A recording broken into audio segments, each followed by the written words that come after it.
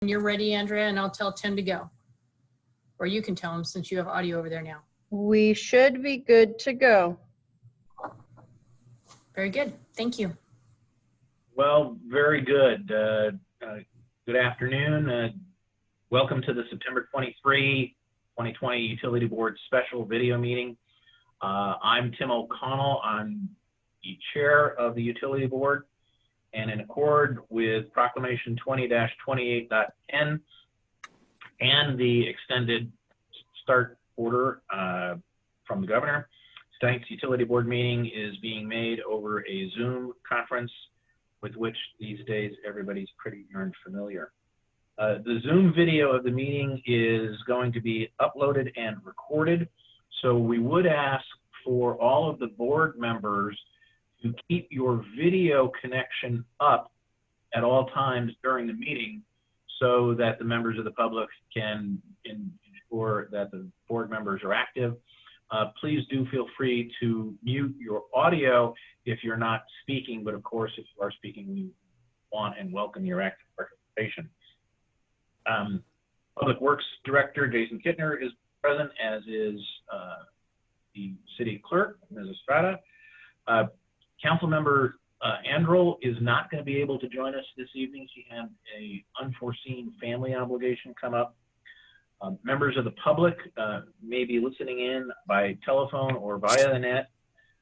For those of you who are participating, welcome, and do appreciate time and attention this afternoon. So with that, let's get into the meat of the meeting. Madam Clerk, can you please call the roll? And board members, remember that you need to unmute yourself to respond for the roll call. Thank you, Mr. Chair. Chair Tim O'Connell. Present. Vice Chair Tom DeBoyer. Here. Board Member Stephen Majewski. Present. Board Member George Marshall. Present. Board Member Stephen Milton. Present. Board Member William Picorni. Present. And Board Member Brian Thomas. I'm here. And for the record, Councilmember Lisa Andrel was unable to join us this evening. Thank you. Very good. Thank you, Estrada. Board members, just a couple of items, housekeeping, so as to make this Zoom meeting run smoothly. I will remind everybody that in your participants tab, if you open that, there is the mechanism to raise your hand. So please do flag that if you need to start, if you have a question or need to speak. That way we can be sure to acknowledge everybody and have everyone participate. We would ask that as a general matter, everybody ask a question and a clarifying question, and then allow others on the panel the opportunity to inquire. I will say, since we do have every one of the board members on screen, that also works pretty well too. So I will be certainly trying to make sure everybody has a chance to say their piece as time requires. As I think I mentioned to the City Clerk and the Public Works Director, I'm going to use chair prerogative and vary just a small amount from the agenda. We have two new board members who we welcome and look forward to your participation. Maybe if you could give us just a few word, couple of sentence introduction. This is a pretty informal group. Most times we're more formal by virtue of the Zoom meeting than we are ordinarily, but we certainly would like to get to know our new colleagues. So Mr. Marshall, why don't you start?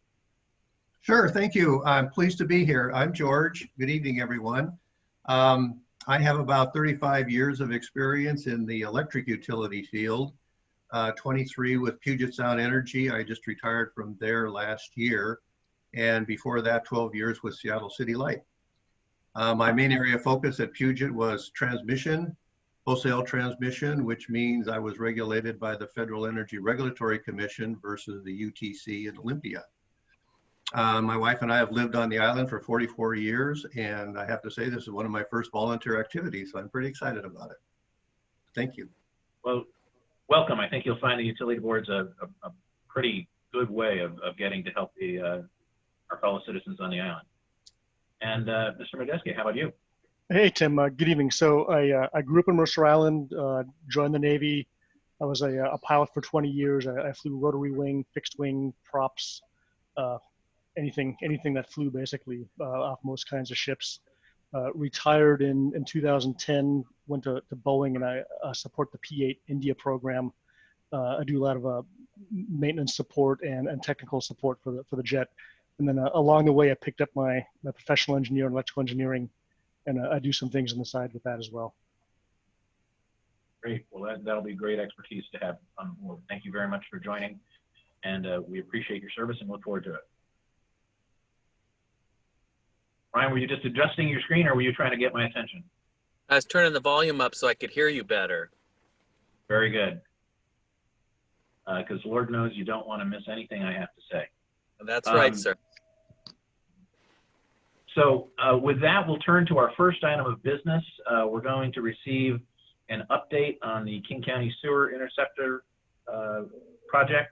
We've heard about this before, but this is a topic that has been of substantial interest to the utility board as well as the citizens of the island. So at this point, we go ahead and ask the representatives from King County to go ahead and activate your video and audio for whoever's speaking, and we look forward to hearing your presentation. Thanks, Tim. Jason Kinner, Public Works Director. So I'm going to throw you guys a curveball tonight. King County staff is here to help support the presentation, but given the interest of time and our large agenda, I'm actually going to run the presentation, and I'm going to rely on King County staff to help provide any answers to you just to try and get through our robust agenda tonight. So as I pull up my agenda, Olivia or Courtney, if you want to introduce your team while I pull up the presentation, that'd be great. Yeah, I can go ahead. Hi, my name is Courtney Schomburg. I am the King County Project Manager for the North Mercer Anatai Upgrade Project. And today, who we have on the phone is, or on the meeting is Sibel Yildiz, who is the Capital Project Managing Supervisor, Olivia Robinson, who is our Government Relations at King County, James Che, who is our Project Engineer or Consultant Project Engineer with Jacobs Engineering, and Ben Nelson, who is a conveyance lead consultant with Jacobs Engineering also. Thank you. Tim, can you give me a thumbs up if you can see the presentation on the screen? Perfect, thank you. So as you mentioned, the utility board has actually been talking about this project since I stepped into Public Works in 2015, end of 2015. I think this was one of the first topics that was on the utility board agenda at that point in time. So it has been discussed numerous times. The last time was actually in November of 2019. And the primary area of focus where we heard a lot of feedback from the utility board was along the proposed North Mercer closure between 26th and Island Crest and 81st. And so we wanted to come back to you tonight, provide an update, bring the new utility board members up to speed on this project, and then allow an opportunity for the utility board to ask some additional questions as the county moves forward with their next steps. So just real quickly, the existing pipeline or Anatai Interceptor was built in the 70s. This upgrade will last for 50 plus years. This is a large project crossing multiple jurisdictions, not just Mercer Island, but the City of Bellevue, Department of Ecology, the local tribes, the U.S. Army Corps of Engineers, WSDOT, and then of course, our individual property owners. As I mentioned, the project's been designed for many years with multiple opportunities for public engagement.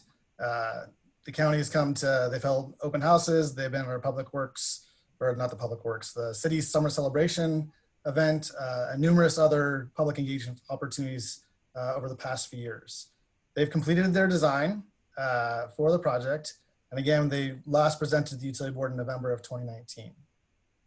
They are ramping up to go out to bid for this project with anticipating to issue notice to proceed in September of 2021. It still seems like it's a little ways out there, but in the capital project world, it's getting very, very close. Again, with construction anticipated in Q3 of 2021 through 2025. On the screen before you is the project alignment that was identified as the preferred alignment and what the county has moved forward with design on. As you can see, starts over at the North Mercer Pump Station and comes across out to the intersection of 81st and North Mercer Way. And then this section has been the pinch point for the project and was the topic of conversation with the utility board back. So here's a view from that site. Again, when the county presented to the utility board last year, we were looking at a 3-month closure of this roadway, and the utility board made it very clear that that wasn't acceptable and directed staff to go back to work with the county to try and pinch down that construction window and look at other alternatives. It's important to note that this area has got some pretty significant site constraints. And I can go back to the picture in a second, but it's got the I-90 retaining wall. It's got the condominium retaining wall. It's already a pretty narrow roadway. And then we've got some pretty substantial existing utilities in there. You'll recall, the board may recall that in November of last year, one of the primary drivers for the construction zone 2 was the fact that the wash stop permit requirements require the pipe to be reconfigured as it crosses the overpass at the intersection there. So again, I'll go back to this picture here. You can see the retaining wall along I-90 and the retaining wall along the condos. We've got a small sidewalk or trail here and then a very narrow roadway. So the county went back and really fine-tuned their numbers, and what you're seeing on the screen is what their proposed construction schedule looks like. So it's a shrunk down version of a construction zone, and we're looking anywhere from 1 to 2 months now instead of 3. There are some things that they're continuing to explore to again continue to shorten that duration time, but it's a pretty significant reduction in construction activity or time frame along this project zone. I will say it's, in terms of the construction challenges, because of that narrow roadway and getting trucks in and out of the roadway with the equipment and the boom from the equipment overhanging it, that's really the limiting factor at this site. It's just a really narrow, constrained site that's, they're doing the best with what they have available. And I think that the county's done a good job of trying to shorten this project schedule at this section of roadway. So their timing is the city and King County will have an interlocal agreement that will likely go before the council Q4 of 2020 or likely probably Q1 of 2021. Again, the county is going to be issuing a notice to proceed in September of 2021 with construction anticipated through 2025. I think it's important to note some of the other benefits to the city, some other pieces that we haven't talked a lot about. Pump Station 11 is a city-owned pump station, originally constructed in 1960. As we've talked about a number of times, the pump stations around the island are deteriorating. They're reaching the end of their useful life. We've been rebuilding some along the way. It's not a cheap endeavor. The county is rebuilding Pump Station 11. They're rehabilitating the wet well, replacing the pumps, and providing a better access point for crews to get in there. We have mandatory safety requirements for getting to our pump stations. So these are some significant improvements at that pump station. The city is replacing an emergency generator that was on our list to replace in this biennium anyways.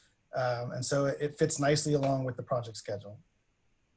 Additionally, the county will be replacing additional sections of sewer pipe, repairing it.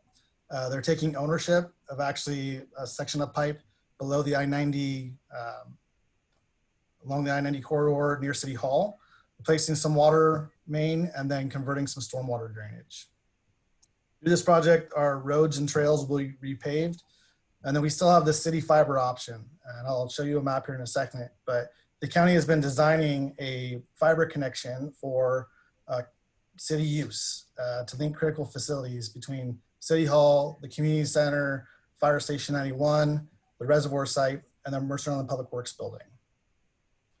This has proved pretty important during the COVID response because we have used the community center as a backup EOC operation. As we bring SCADA on board, and we'll talk about that a little bit later today, it's going to be very important that we have a redundant system. We have a redundant data center and control system and communications. So on the map, you can see the yellow section here is the area of impact, predominantly from the county's project up here till 35th. And up till this point, they've been designing to install conduit in their open trench, or part of their construction activity, I should say, for this project. The city has done some minor projects to improve our city fiber network, but this loop is linking our critical city facilities. So getting this section of the loop completed as part of this project will be very advantageous to the city and our utility operations moving forward. That's a quick update. I'll stop there and pause. Again, I think the key message is the county has gone back and fine-tuned their approach to this location and has shrunk down their construction window.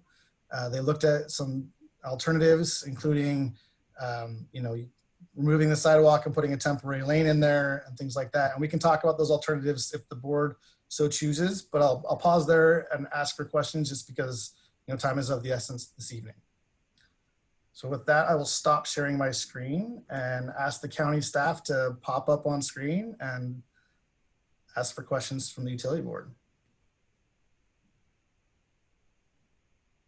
Very good. I'll recognize Mr. Thomas. Brian, you're muted. Brian, you're muted still. I got it. I was just going to say that, I was pretty vocal along with others about the time frame back in the November meeting of last year, and I am pleased with what I heard tonight and appreciate the fact that the county went back and made some adjustments to try to bring those time frames down. So I don't have any questions at this point, and I just wanted to express my appreciation for them doing that. And seeing no one else, I will chime in to the same effect. That had been a substantial concern to the board when we last addressed this issue, and we very much appreciate the responsiveness from the county in reviewing and responding to those concerns. And sorry, and just because the slide went by relatively quickly, the difference between the I guess kind of three different timelines that were still outlined, 1 month, 1.5 months to 2 months. I didn't quite see the kind of the differences, or were that different versions of the plan or different possibilities based on things that you encounter during the construction? So Courtney, there you go.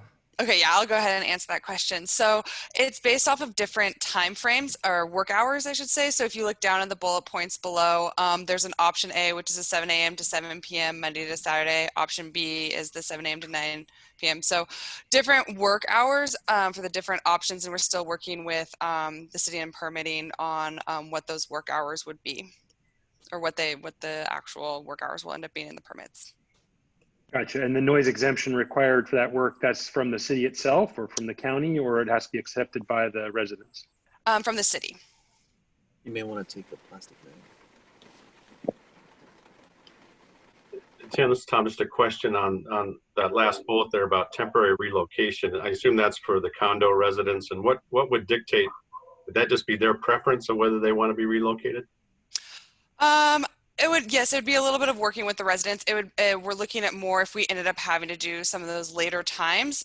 So looking at working until 8 p.m., we would then have go and work with the residents of the condos and see whether or not they would want to be relocated.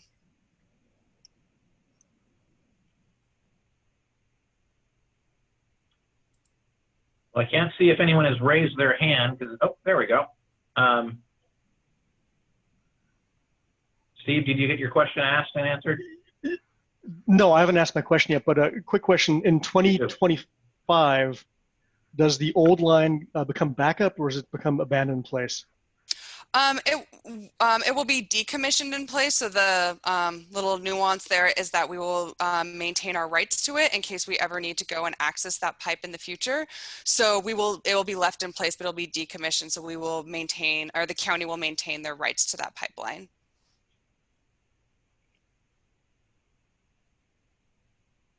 So I got a quick question too. The different options for the durations of the work that was on the slide. Any idea on the cost impacts, or is it kind of too early to have an idea what that looks like?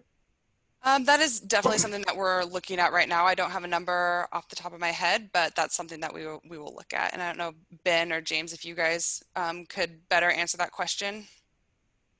Well, in terms of Sunday work, obviously anything past 40 hours a week for the construction crew and the contractor, they'll pay, time and a half for kind of regular overtime. And then I think Sundays and holidays are double time. So there is a cost impact. I think there's kind of a safety concern also if we, require the construction workers to work, 70, 80-hour work weeks, including, 7 days a week. So we're hoping to, have all of that considered in working with the city to define the requirements for this area. Okay. Thank you.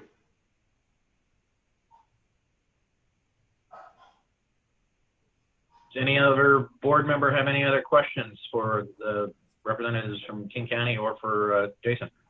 Yeah, this is George. I've got one question.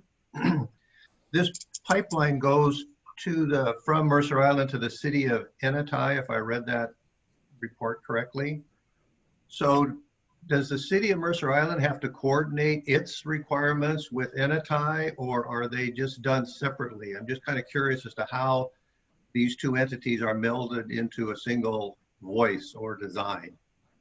Yeah, so the county is taking the lead on this, and we coordinate with the different agencies. So there's requirements that we have from the city of Bellevue, or it's to Swaylocken, and so on the other side of the East Channel, it's actually the city of Bellevue that we are working with. It's the Ennetai neighborhood.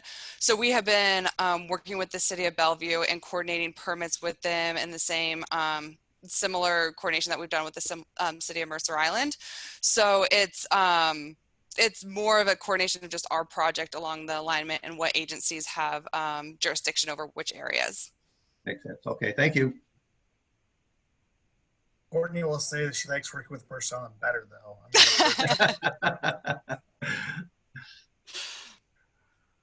Brian, you still have your hand up. Did you have another question? No.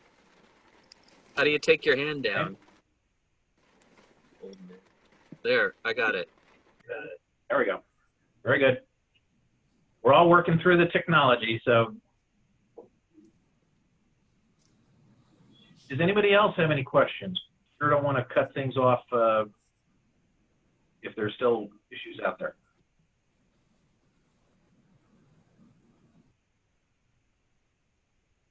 Hearing none and seeing no other raised hands, I'll just express on behalf of the board my appreciation for the time and energy, and again, the responsiveness you've seen. That had been a matter of substantial concern to the board when we visited it last, and I just want to express my appreciation for the work that you guys put in. Thank you.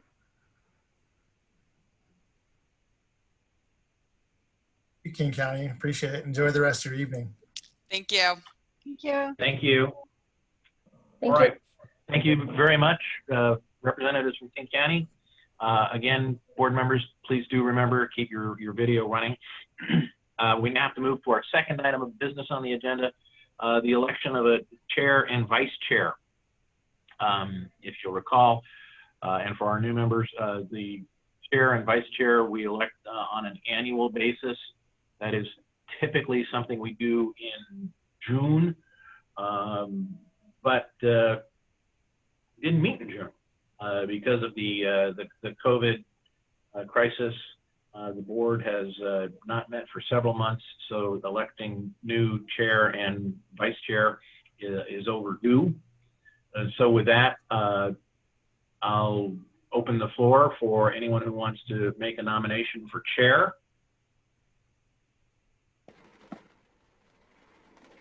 Brian. Yeah, if you're willing, I would simply renominate you to continue for the rest of this term. thank you, Brian. I am willing. I feel because of the COVID thing, I feel like I got cheated out of about 2/3 of my term this last year. So Well, yes, I I'm would. nominating you because the meetings this year have gone so well. Well, I would certainly Yes, second I that. accept the nomination. Is there a second for the nomination? Yeah, I'll I'll second. second that nomination. I heard a couple of seconds. We're good. Thank you. Are there any other nominations for chair? I have to call 3 times. Robert's Rules of Order tell me. Are there any other nominations for chair? Are there any other nominations for chair? Hearing none, I'll declare the nominations closed. All those in favor, please say aye. Aye. Aye. Madam Clerk, I know I didn't do a roll call, but I think this one's pretty non-controversial. It is, sir, and I would just like to state for the record, it sounds like there was a unanimous vote in favor of your serving as chair. I would like to confirm who made the second. I showed that both board member Picorni as well as board member Stephen, I'm sorry, I can't see your last name, Stephen. Majeski. Majeski. So which one of you would you like to be the second on that? I'll let Stephen have it. All right. Sure. Thank you. Very good. With that, and I will try to be a little more formal so that we can keep track of these things, Madam Clerk. Is there a nomination for vice chair? I would certainly Thomas, nominate yes, Tom sir. if you want to stick with it. I heard Steve nominate Tom, if Tom is willing to serve. Tom, are you willing to serve? I'm willing to serve unless somebody else really wants to do it. I'm willing to step aside. Fair enough. Is there a second for Tom? I'll second it. I heard 2 different seconds at least. Let George. Who wants to claim credit for a second? George got ahead of me. George. All right. Me. Board Member Marshall seconded the nomination. Is there any, again, Roberts tells me I have to call 3 times. Are there any other nominations for vice chair? Are there any other nominations for vice chair? Are there any other nominations for vice chair? Hearing none, I'll declare nominations closed. And this time we will go ahead and call roll so that everyone can keep track. Board Member Majeski? Aye. Remember, you need to unmute yourself. I heard an aye. Yep. Board Member Marshall? Aye. Board Member Milton? Aye. Board Member Portnoy? Aye. Tom, I think you do get to vote for yourself. Are you in favor? I guess. Yes, aye. As for the record, am I also vote in favor. So again, another unanimous election. I think you missed Brian, didn't you? Oh, did I not? Brian, did I not call you? That's okay. If I did, apologies, Brian. Okay. Are you in favor of the nomination? Yeah, I guess so. All right, enthusiasm. There we go. But nonetheless, unanimous again. Thank you. Excuse me, Mr. Chair, for the record, again, we have 2 Stevens. And since I am new to this board, which Stephen actually made the motion? I believe that was Board Member Majeski. Thank you. Oh, was it? No, was it was not. Oh, all right. It must have been. Milton. It was. This is going to be difficult. Not only do we have 2 Steves, we have 2 Steve M's. So This is why we need we're call gonna have signs. to- Call signs are And I even spell nicknames my will name the same work. way Stephen does. Yeah, there you go. All right. All right. With the election done, third item of business, again, a formality, but it is shocking to me, but we still have outstanding the need to approve the minutes from our November of 2019 meetings. This is the first time we've met since then, which sounds shocking to me. Can I ask for a motion to approve the minutes of the November 2019 meeting? So moved. I heard a motion from Vice Chair DeBoer. Is there a second for that motion? Second. Uh, I heard a second. Brian will beat you to it. So, well, I wanted move. to, is there going to be a Well, discussion? we have a motion on the floor. And Brian, it's open for discussion. If you have a comment Okay. or a.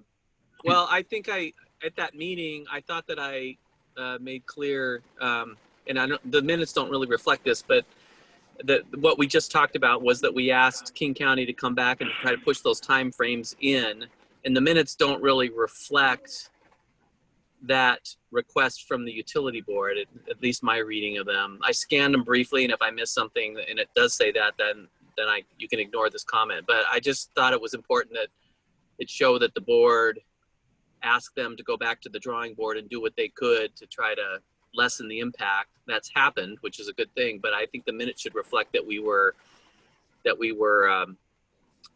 vocal about that at the last meeting. You know, if anything, Brian, my recollection is that in fact we actually took and passed a motion to that effect. I think that's right. To raise that concern. That's right. So I would just, you know, maybe we can either kick the minutes to the next meeting or something. I'm not in front of a computer, but there needs to be a sentence that about the motion and.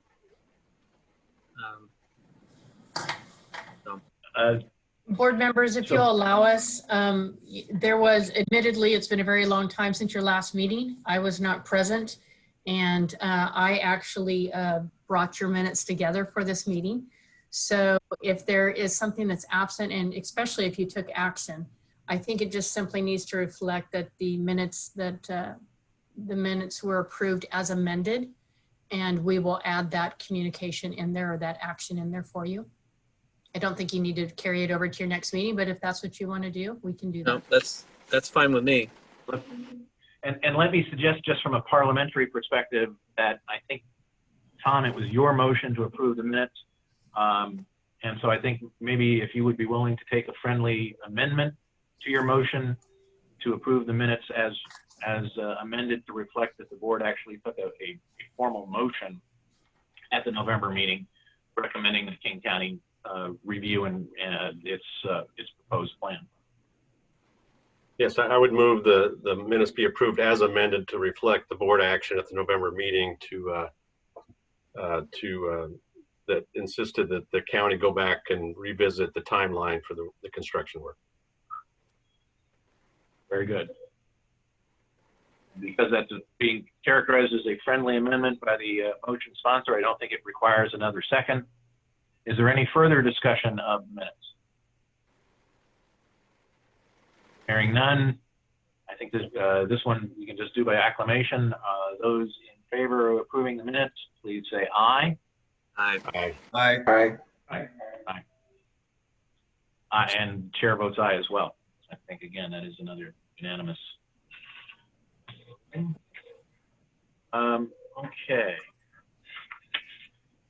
I think the next item of business, I'll be the first to say, Madam Clerk, having a script is very handy.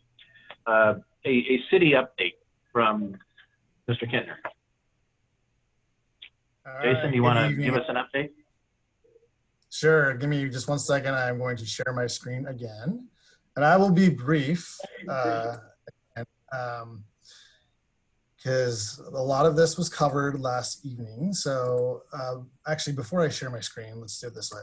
So I'll just say, since last time we met, as you all know, we have gone through a tremendous amount of change as an organization. So I'm actually going to ask our staff that are here on the call or the Zoom meeting tonight for Public Works, and actually I think it's important that our finance team opens their screens up too, to just do a brief introduction, say hello. What the utility board does not know is not only has the city been dealing with the COVID pandemic, but we've also had some pretty significant staff departures since the last time we met. Antonella Howe, our assistant city engineer, whisked off into the sunset on a retirement in May. And Brian McDaniel, our utilities operation manager, left for the city of Anacortes, and they left within a day apart of each other with about a couple weeks notice. So this all happened in the midst of the COVID pandemic. And so our public works team as well as the rest of the city, has been sort of turned upside down, and we've been rebuilding along the way, building stronger and better. And so we have new faces with us tonight. So on the screen, you know LaJuan Tuttle, our Deputy Finance Director. She's a familiar face. And Patrick Yamashita. Patrick is serving in the interim CPD role temporarily. Hopefully not too much longer, right, Patrick? Right. We have Matt Mornick, our interim finance director. He is a new face for you this evening. We have Alexa Lundgren, our parks operations manager, and I'll talk about parks here in a second. We have, I can't see Alan. Alan Hunter, our public works operations manager, is here, but his screen is dark. And then we have Brian Harvickson, our right-of-way and stormwater manager. So he's a familiar face as well. So I just wanted to take the opportunity, you know, I'm a big person on relationships. I value the relationship we have with the utility board. You guys are fabulous. I just want to put a face with all of you in terms of how our team has changed before I get into sort of the city organization piece. So there's Alan. So thank you for that. And then let me just real quickly share my screen. So Tim, can you give me a thumbs up again when you can see my screen? Oops. Okay, perfect. Scroll through. Okay, so last night, City Manager Bond went through a pretty extensive preview of the proposed organizational structure.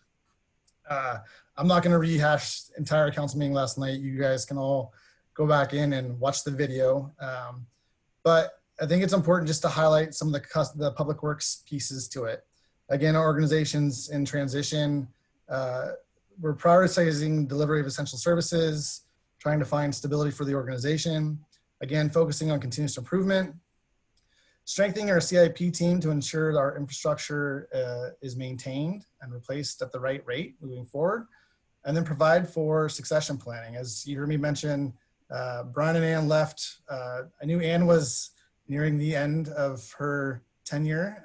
Her husband had retired not too long before, but I was hoping I was going to get a few more months out of her. So I think it's important that the succession planning start to take place. As we talk about the positions on the capital side here in a minute, we have some engineers that are also in that 5-year horizon that we need to start planning for their departure and their retirement. And we need to start building an institutional knowledge within our operations engineering team soon. So again, last night, I'll just focus on the public works team. No surprise, the public works department's growing, and there's some rationale to it. This is what's being proposed in the budget. And the reason we went through the exercise last night was with the council was, as we get into our budget development in 2021 and 2022, those budget numbers are based off of the FTE allotments within the departments. And so public works is going to change. The numbers are quite different than they were 2 years ago. And so it was important to get out in front of the council and the community to talk about some of these changes from the organizational perspective. And I'll just highlight a couple things here for you all tonight, just so you're aware of sort of what's going on. The new pieces to our puzzle on the operations side is the parks operations team. Unfortunately, one of the realities of the COVID pandemic is we've had to just flat out shut down some operations. And the Parks and Recreation Department took some significant hits. Parks maintenance is important and beloved. Parks are beloved within this community. But the rest of the Parks and Recreation Department really got pretty shrunk down. And so Parks Maintenance has joined the Public Works team. They've been part of our team since basically the COVID pandemic hit, and we're proposing that they continue moving forward. Just real quick for clarification, the little diamonds on the boxes represent union positions. The yellow boxes represents what's being proposed in the preliminary budget or is in preliminary budget. And the purple are positions that we proposed for council consideration as part of the budget process. You'll recall that Public Works implemented the City Work system a couple years ago, and that is our asset management system. That is our business system that drives our day-to-day operations. an essential piece of that system is to have the proper workflows. There's like a check and balance piece as part of that process. The foremen play an instrumental role in not only the infield supervision of the crews, but also that quality control of our city work system and making sure that the work is done correctly and it's documented correctly. So on the park side, they've not had a parks foreman position. And so you're seeing that proposed here to help with those workflows, that structure of the team, and the organization of the department or the division. Just on the right-hand side is our engineering side of the house. And you'll see that the engineering team from development services, our development review team, is moving up into public works. So that's really Patrick's team that's currently housed in CPD. And it's really to put our engineering team together, get them working, and not that we don't work together well as it is now, but putting the teams together so that we can continue to grow as a team and work together and start to, really deliver even better services than what we're currently providing. By bringing this team together, there's the engineering team on the existing engineering team needs some additional tender love and care, I will say. They need some additional support, guidance. They need someone who can help them continue to deliver capital projects in a timely and efficient manner. So we are adding in this engineering team on the development engineering side of the house. And so our numbers in public works are growing, predominantly because of the parks maintenance ad and the CPD engineering team being added to public works.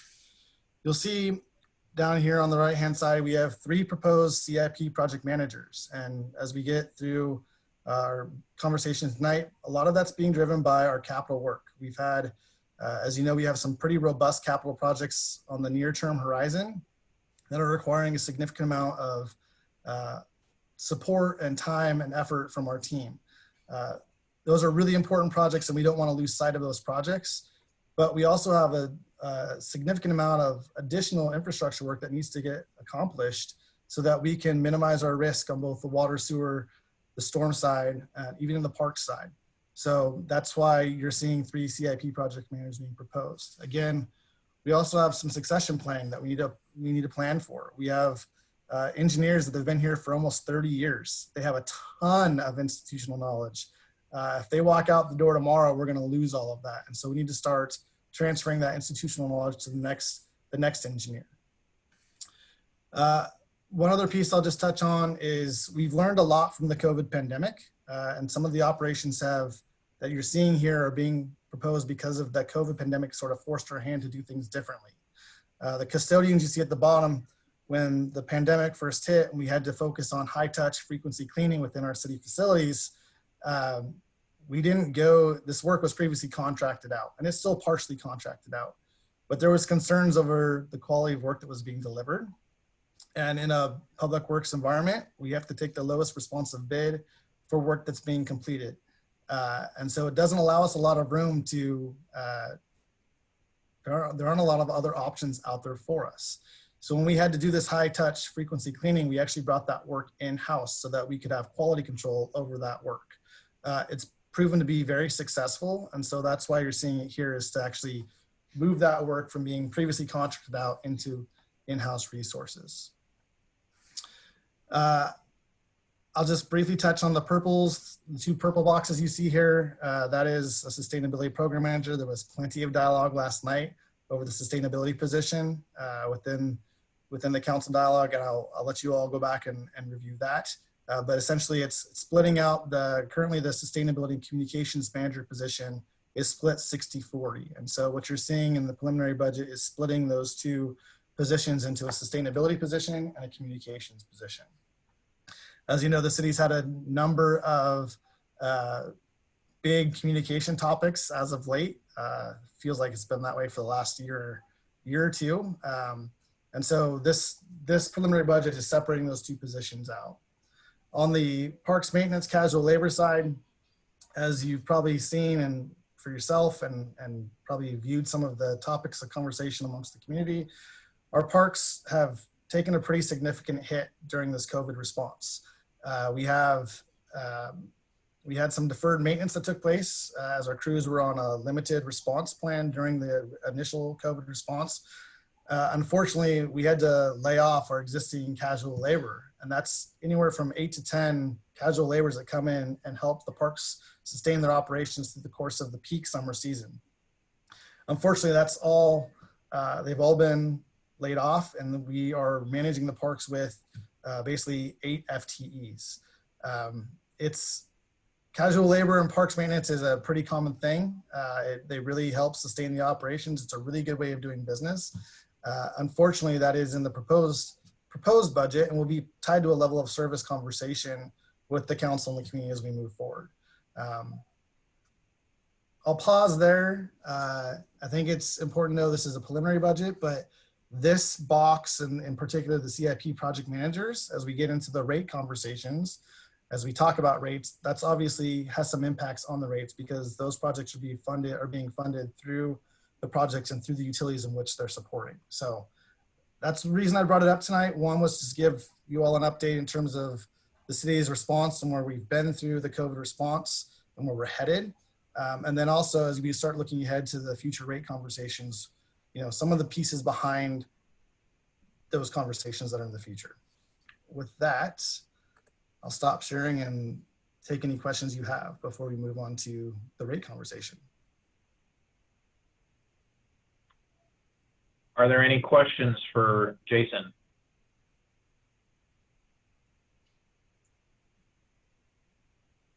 Yeah, Jason, on the slide you had there that had the 2020, basically 2021, 2022.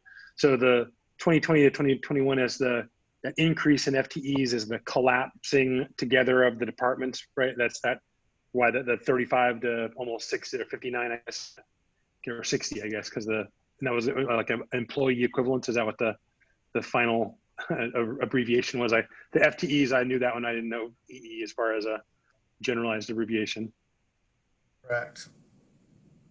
Okay, and then it's just basically, and then again, I'm colorblind, so some of the color changes on there are a little bit tricky for me. But I think I got it from the context as far as which ones you were talking about as being the purple one. But that's again just tying through to the year as well that they would be proposed for. Was that intended to match those colors there? Correct. So the proposed for 2021, the purple. So the two purples are the sustainability position and the casual labor, and then the yellow positions, which are included in the preliminary budget, are the deputy public works director, which is, again, we're splitting the team into an operations team and an engineering team, a parks foreman position, a support services manager position, a city works coordinator, which I did not talk about, which is one of the key pieces. It's a good point to raise up. One of the key pieces is we've started this asset management system. We use it for water, sewer, stormwater, fleet, and things like that. So we partially implemented it, but we have not brought it in for facilities and parks maintenance. Parks maintenance has slowly come on board in this last year. Facility still needs to come on board. So part of this will be getting those other divisions in our same city works asset management system. Engineering also needs to come into play. But then we need a person to actually manipulate the system. What we've learned is once you implement an asset management system, it takes constant care and attention, right? We constantly have to update it for rate changes, vehicle changes, workflows change by the way you do business, right? As you continue to refine your operations, you have to modify those workflows. And so rather than contracting all that work out to somebody who gets paid a lot of money to do that, we're training internal staff to do it. And this is a position dedicated to support, those types of modifications within our system. Ideally, as we start to create key performance indicators and we want to generate financial reporting and things like that, this position is going to be tied at the hip to our finance team to talk about, how can we continue to improve our operations? What's the financial impact and things like that. So there's a city works position proposed as well. And the bulk of the positions that you just listed through are part of that 2021 budget, right? And then that growth from the 35 to 60, and then it's just the casual. It looked like the increase in FTEs from 2021 to 2022 was short of the number of people that are tied into that kind of that final increase. Okay. Yeah, so it is what's being proposed in 2021, and then Lawana, you're on here too, right? Lawan can help talk about the EE more, probably better than I can, but essentially it's the employee equivalent. Yeah. Right. Actual individual people as opposed to portions of a person's function. Yep.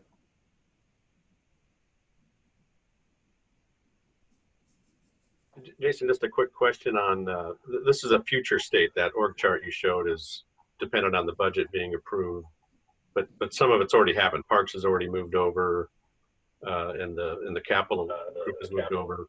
Where is the public works director position on that chart? Is it the chief of operations? So it is correct. It is the chief of operations. So I'm at the top there. That's my position. It's got a name change associated to it. Yes, that's where I'm at. And yes, you're correct. This is what's being proposed, but you're right. Some of this has already taken place. Public Parks Maintenance has already been incorporated into the Public Works team. So yeah, it's a little bit of both. Yeah. Okay, Chief. Anybody else? Oh, Brian, go ahead, please. I was just going to say, okay, Chief. And I did have one other question on the three additional Well, CIP I have a question. project managers. Go ahead, Tim. Jason, to the degree that some of the organizational changes that you either discussed or previewed on your chart, are any of those dependent upon any of the rate and budget rate recommendations that this board would be making either later on this afternoon or at our next meeting? Or are they so I will say the CIP project managers in particular are going to be tied to the rate conversation, because those particular people are tied to projects, right? So as we know, the capital work drives the rate conversation as part of the rate conversation. So if we back off of projects or change projects, it will have an impact. If we do not have those FTEs, then we will have to reevaluate how much we can get done. But there is a tie there, correct? Absolutely. Good. Thank you. Steve?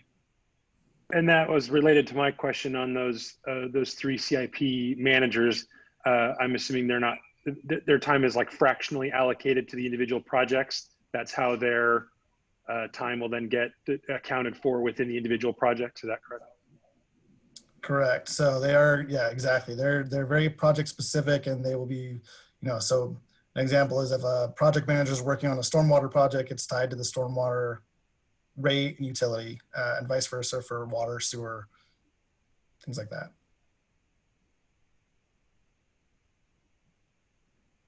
Good. Any other questions for Jason? Hearing none, seeing none, I guess I'd like to get us to go ahead and move on to our next item of business, review of rates, EMS and stormwater. So Jason, I think turn it over to you in the first instance, unless you want to have it be one of your team members. I'm going to pass it to Matt. Go ahead, Matt. Here's your team. Good evening, Utility Board. It's good to virtually meet you. Tonight, we're going to talk about the stormwater rates as well as the emergency medical services utility tax rate. I'm going to introduce Angie Sanchez.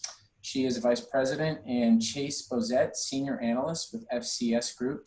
They're going to first walk you through our stormwater rate model recommendations, and then I'll finish up with the EMS rates.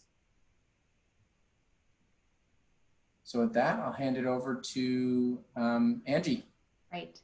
Thank you very much, and good evening to all. I'll go ahead and share my screen here and get this going.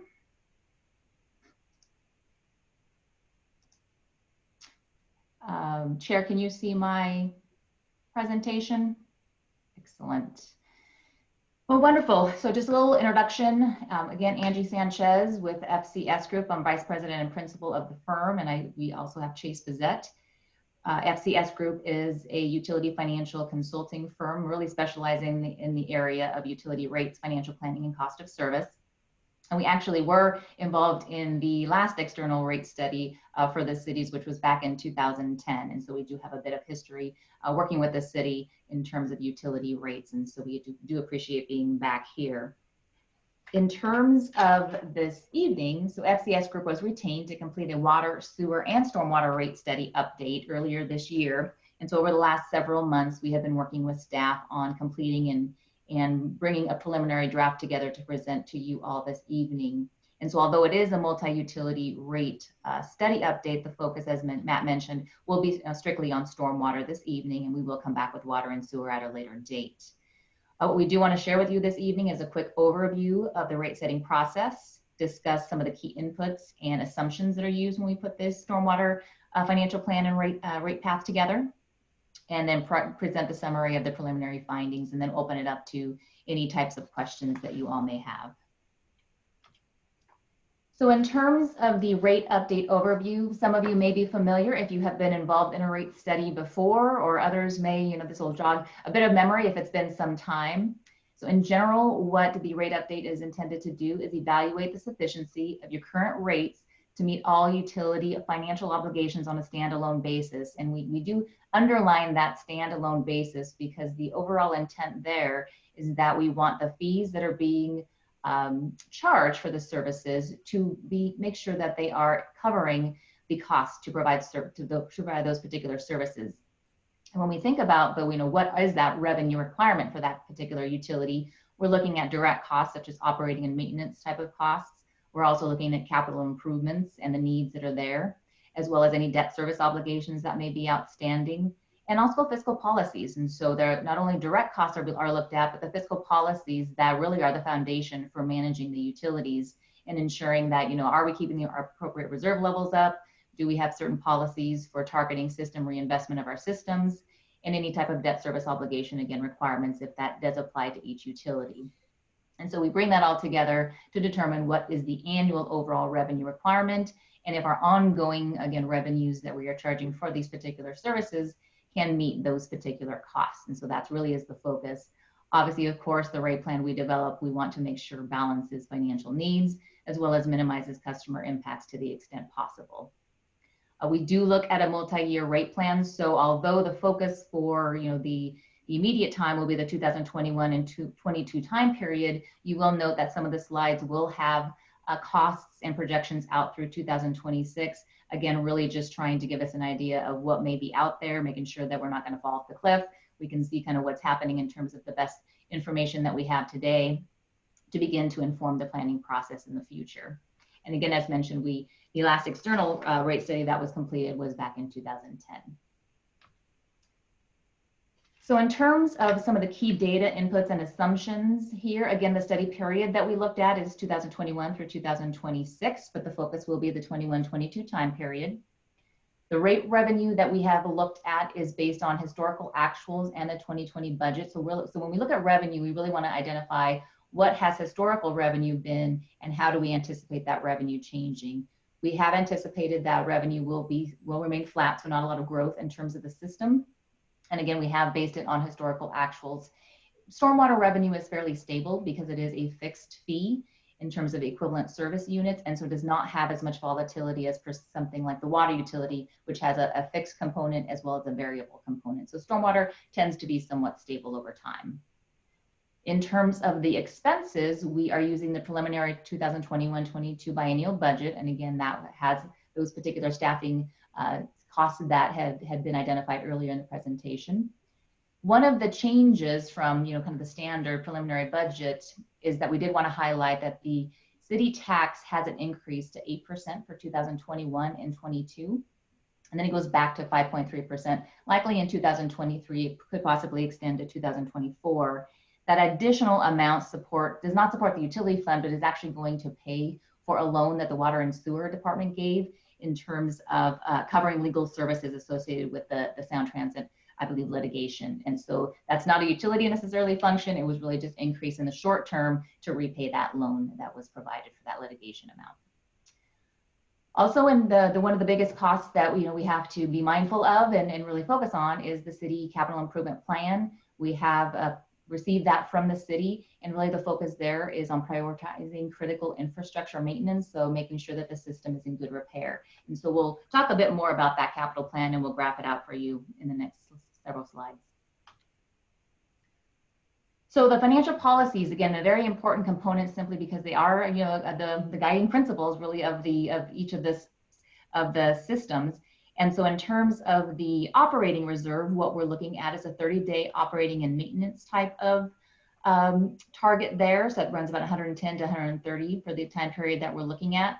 I kind of consider this more like a checking account, which is, just if we need to have sufficient amount of funding to be able to cover the ebbs and flows of expenses and revenue coming in. The capital reserve is set at 2% of original capital assets, so running about 120 to 205 in the time period. We want to keep that as a minimum balance, and so it's not contributing that every year. Once we set that balance and have that balance, it stays there at a minimum if possible in any given time period. And again, that's to provide a source of funding for unanticipated capital cost overruns, unanticipated capital or small emergency repairs, more like a savings account. The one that I like to highlight here and also really stress, because I think it's just a wonderful thing that the city has intended to do, is system reinvestment funding. So many times utilities do not have this component, and I think the city has tried historically to essentially make sure that we are keeping our system in good repair in terms of targeting a system reinvestment funding that can be supported through your rate revenue. That particular target for the stormwater utility is 1.2 million. It is not able to be funded at that level currently, but we are looking at the overall plan that we have through 2026. We are anticipating trying to get to that level by the end of that time period. So it is being phased in over time, working and balancing with the capital improvement program that you have. But that is a wonderful policy that you all have. As you know, essential services are more important than ever in terms of health and safety and keeping those particular essential services in good repair. And so again, kudos to the city. We do not see a lot of cities having that particular dedicated component. Many times it's just kind of what is left over is available for capital. Finally, debt service does not apply to the stormwater, but it will apply when we get back to the water and sewer discussions. And that's just the financial measure of your ability to repay debt. And at this particular time, many bond covenants have about a 1.25 ratio that you need to maintain. So again, we'll keep an eye out for that for the other utilities. When we now switch to the specifics of the capital improvement plan, you can see here, this is an extended plan and it does go from 2021 through 2026. The bars definitely represent the overall total capital needs. So these are a combination of a number of different projects that you have in that particular year. We have a total of about 8.5 million for this particular time period that we're looking at, with the average being at about 1.4 million. There's a low of about $1 million, high of about 1.7 million. So your average over the particular time period about 1.4. As you can see, it does kind of ebb and flow depending on what particular year it is. They are inclusive of sub-basin water course stabilization projects. So a number of those particular projects that are scheduled out for this particular time period. East Mercer Way culvert replacement, and a number of conveyance system assessments and improvement type of costs, again, over this particular time period that we're looking at. And so the rate plan essentially looks at, again, what is the annual obligation that we have, what are the resources that we have, and do we have sufficient funding to be able to cover that? At this particular time, we are able to not have to secure any debt for the stormwater utility capital needs. We can meet this particular capital plan from the rate-funded system reinvestment levels that we had been talking about, as well as fund balances that we currently have available. Now, this particular dotted line that you see in the graph is essentially giving you an idea of how much that system reinvestment target for that policy that we discussed, how much that is actually covering and growing in order to get you to that $1.2 million by the end of the time period, which is 2026. And you'll see it doesn't quite meet the overall bars, so we are having to use some of our existing reserves in order to meet our capital plan. But key to that particular capital plan is increasing that particular system reinvestment funding over time to those various different levels. Okay.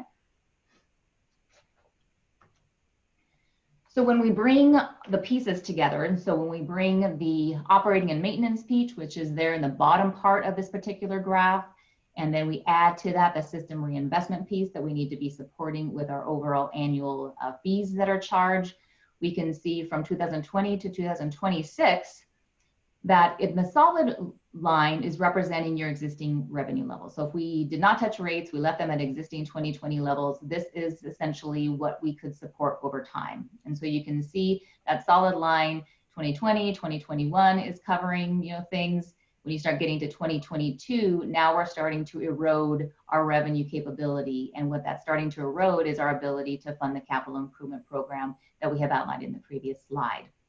So in order for us to essentially be able to cover the particular capital projects that we have outlined, we would need a level of rate adjustment. And so the bottom table that you can see here, again, 2021 through 2026 with a focus on the first 2 years, you do charge per equivalent service unit for the stormwater fees at current rate of $35.77, and that is a bi-monthly rate, so a 2-month rate. That would go up about $1.97 to $37.74 in 21 and $2.07 in 2022. And again, those are bi-monthly type of charges. And so it's a little under $1 monthly in 2021 and slightly over the dollar in 2022. And then obviously, as you go out over time, it becomes a little different. The city is essentially reviewing these particular fees and charges during every budget time period, and so they will be revisited as well. But again, just wanted to give you an idea of what that may look like in the future for an extended time period, with really the focus being the 2021 through 2022 time period. And so in terms of the stormwater utility, so this evening we wanted to essentially get your feedback in terms of your thoughts for the preliminary rate path that we had presented. Also consider some alternative scenarios if that is something that the utility board would like to consider. Incorporate any feedback and finalize the stormwater recommendations based on this evening's meeting and feedback, and then come back to you at a future time period to present the preliminary results of the water and sewer rate update. The idea being that hopefully rates would become effective January 1st, 2021. And in order to do that, November 17th, we'd have to bring the utility rates to council for adoption. And so that's kind of the path moving forward in terms of time period. And so with that, I'm going to go ahead and escape here and get out of the presentation, and then I will open it up for questions.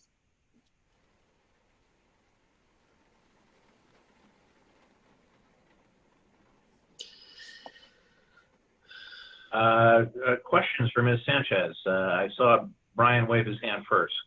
Brian, go right ahead. Hi, thank you for the presentation. I guess my question relates to what happened in 2020. Given the COVID environment, we had a certain level of capital built into existing rates going through this year. So because of COVID and because of the changes implemented at the city, did we, I guess my question is, built into rates was an assumed level of capital's projects. Were some of those projects deferred or did not take place? And so has our glide path for capital over the next 5 years, has that been adjusted in any way to reflect? I'm assuming that some projects didn't happen. Has that been taken into account, or is that something that needs to be taken into account as you finalize rates in the proposal that's coming to us later?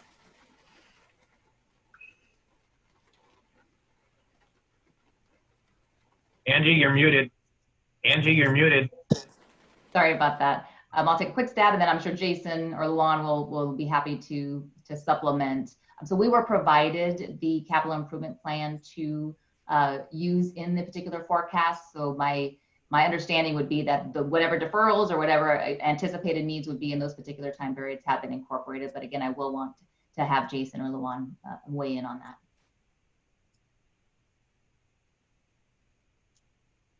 Sure. So I will say on the stormwater side, a couple things to remember. We are the operational side. I mean, our stormwater permit is guided by Department of Ecology. We have an MPDS permit. And so we have mandatory obligations to meet on an annual basis, regardless of a COVID environment. In fact, right smack dab in the middle of the COVID environment, we did our annual audit with Department of Ecology. So they didn't let up. As far as on the stormwater capital side, there were some projects that, you'll recall that stormwater requires a number of different permitting processes. Different agencies have to review permits, and the U.S. Army Corps of Engineers in particular has been historically slow, like painfully slow in getting some projects completed. The way we've teed the CIP projects up is we normally have a couple projects in design and permitting and a couple projects in construction. I will say that has remained consistent even through the COVID environment. So progress is still being made on both the design and the construction side once we get those permits in play. There are some stormwater projects that haven't come to fruition, and we did update, we did estimate those based on where we're at today and what we expect to have completed by the end of the year, which was tied into the rate conversation. Thank you. Great. Vice Chair DeVore, I saw your hand raised on the screen. I was getting ready to get to you. This is sort of the reverse question that Brian asked, and that's probably for Jason or Luan. I mean, at least in the electric business, we're seeing people not paying their bills, so our revenues are off. Is that the revenue forecast that you were given? I mean, is it right for 20 and 21, at least in this COVID environment? Are people paying their bills? Are we getting the revenues? I can take that one. We are certainly seeing an increase in sort of extended receivables. So people aren't paying as quickly as maybe they were in the past. But we are seeing some upticks in payment plans. But overall, I think our collections are where they need to be. So we have not seen an impact to the utility rates to date.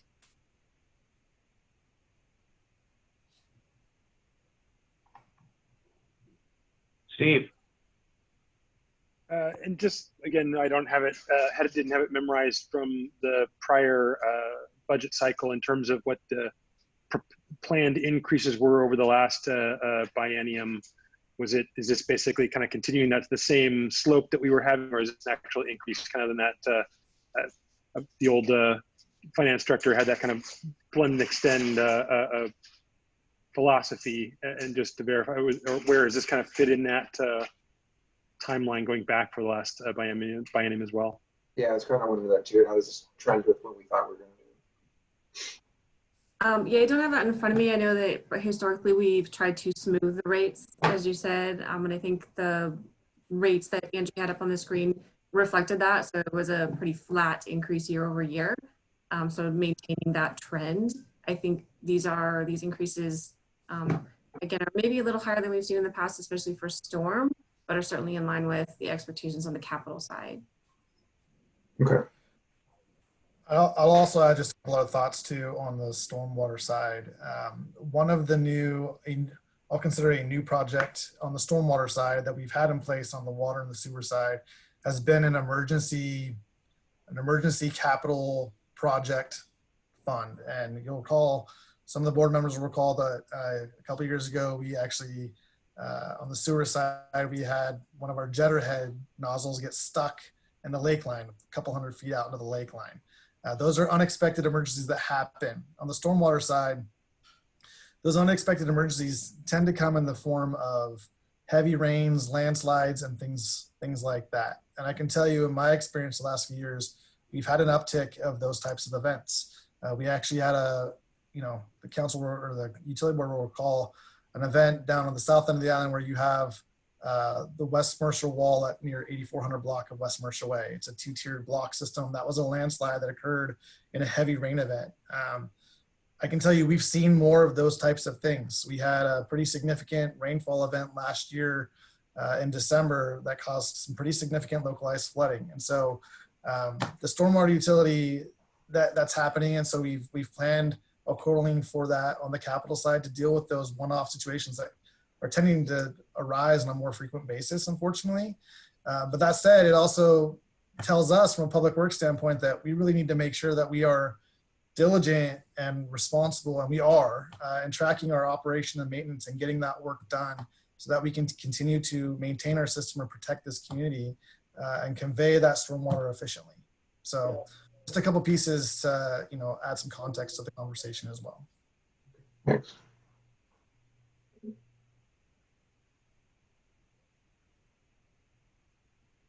And just Other questions?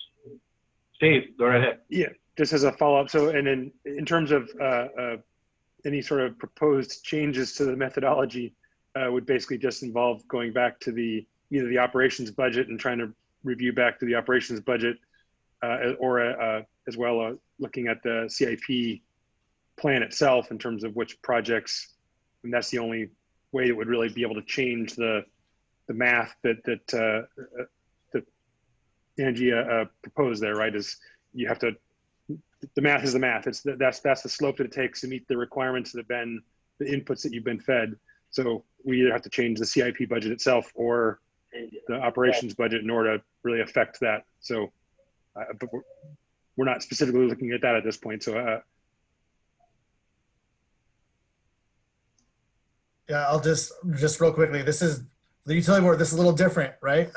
Normally we bring you the rates, the stormwater and EMS rates. You get a memo ahead of time from us. Full disclosure, we are strapped for time right now. Matt and Lawan are working some crazy hours. I feel bad that they're on a back-to-back meeting tonight with us, but they have some supporting documentation. That's why we wrote the agenda for tonight was for discussion to come back to you next month with the actual rate recommendation that'll go to the council. They were ready to have this conversation. They met with the FCS team last week. They got their ducks in a row. So we wanted to give you the preview of the rate conversation tonight so you could start to digest some of this conversation because it's been a while since we've talked.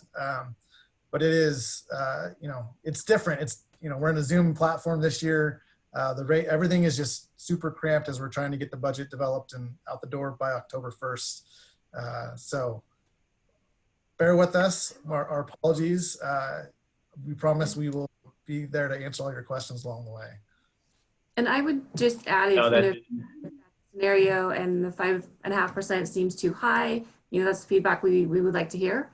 And we can bring back proposals on, what would have to change in order to bring that increase down, if that's the preference.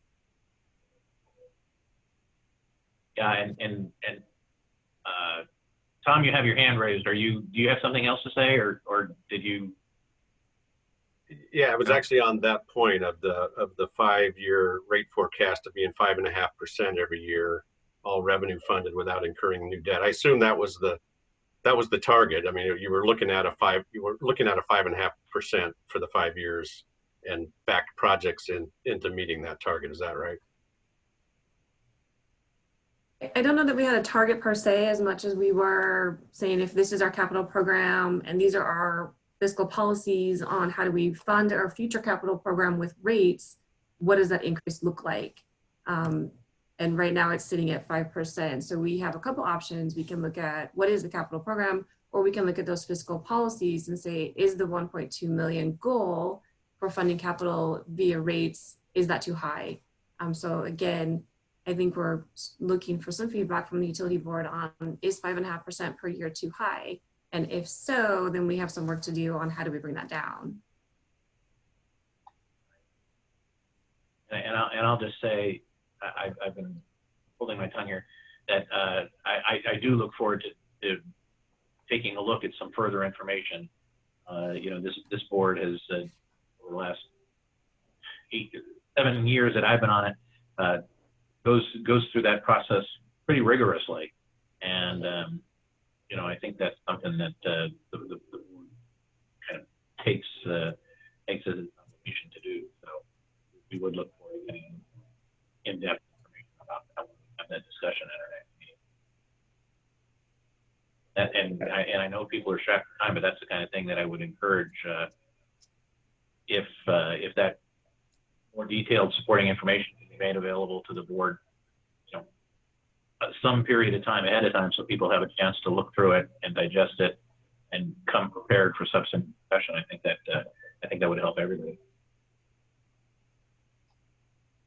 I didn't mean to say that was cutting off discussion. Are there other questions or comments? This is George. One question. George, I'll recognize you first, and then Stephen. Go ahead, George. The 5.5% per year rate increase, that's the revenue requirement in order to sustain the capital budget and the O&M budget that apparently is what's needed. Are there projects that are not being funded, that are dropping off the table in order to keep that at 5.5%? Or does the 5.5% sort of like an omnibus bill is good enough to cover everything? That would kind of help me understand the highness or the lowness of the 5.5%. Are we dropping things to keep it at that rate or not? I would say that the capital projects that have been identified in this horizon, this time period, are projects that we deem necessary to get done for the utility. I would say we really focused on the first 2 years of the biennium, and we really tried to focus, right sizing the biennium for the project managers that will do the work.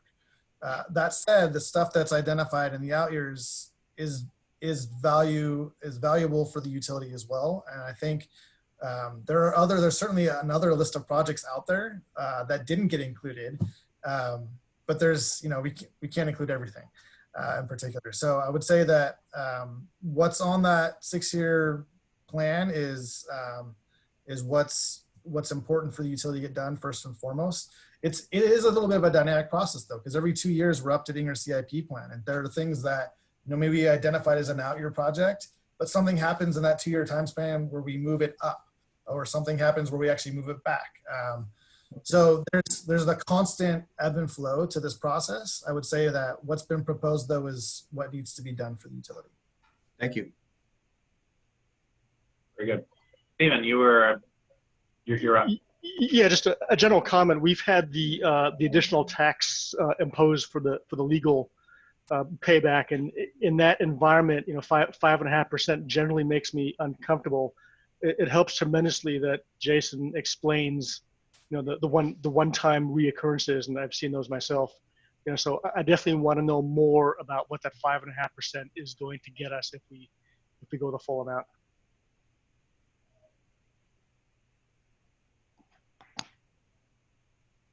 Anyone else?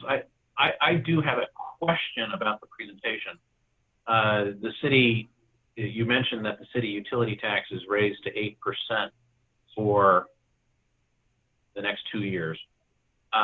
What wasn't clear is what the incidence of that tax is. Is that 8% tax something that appears as a separate line item on the customer bills, or is that 8% tax folded into these utility revenue requirements? Does that question make sense? Luan, I'll let you or Matt take it. I'm happy to take it. As a result of the way our billing system operates and our ability to adjust and inform the bill, it unfortunately cannot get called out. It gets folded into the current tax. So it will be folded in at that rate of 8% until the loan is paid off. And we anticipate paying off the loan within the 30-month period. Well within it. Okay, so let me make sure I understand. We don't have the screen up again. I believe the monthly charge was $31.90 something. Does that include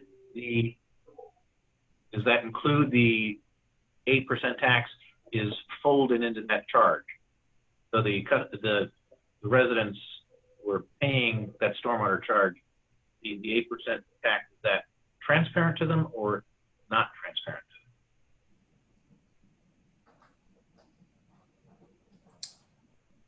them? Go ahead, Matt. No, go ahead. I didn't entirely follow the question, Tim. Yeah, so I believe the ESU charge of the current 3577 includes it embeds that tax. And so as part of the expenses that's what I was trying to figure out. Thank you. I appreciate that. Thank you. And Anybody else? Just Steve. So thus in the out years of the current forecast, where the tax rate has gone back down, but still maintain the 5.5 means we'll actually be making up some additional revenue in those years to catch up with that 5-year projection. Is that accurate, because if the tax rate is going back down, but the rate is still climbing 5.5, that means we're actually a larger net increase in those years.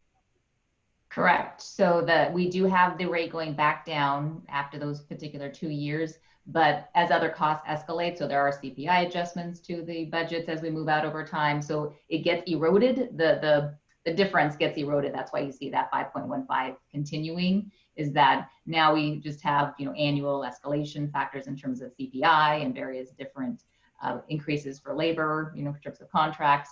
So unfortunately, you don't quite see it go down once that tax goes down, simply because there's other costs that are escalating at the same time. Right. If that tax wasn't going down, then the rate of increase would be higher through the 5 period. Yeah. Right.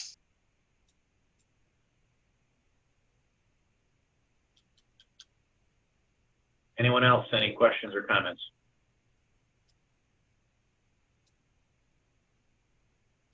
Hearing none, I don't understand at this juncture that we're being expected to take any action this evening. That will be at our next meeting.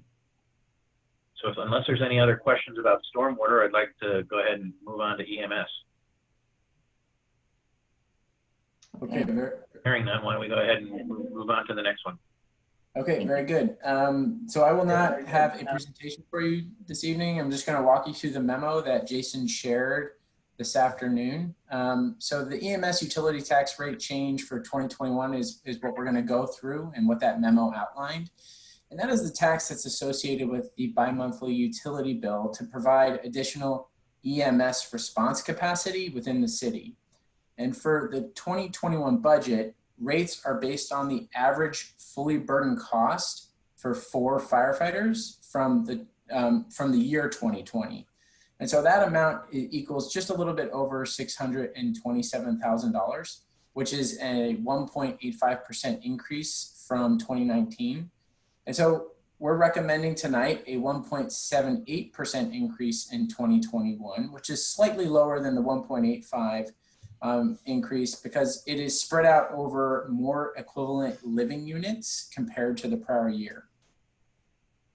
And so the memo outlines on the second page what that 1.78% translates to given the customer class between 2020 and 2021 on a bi-monthly charge and the actual dollar change.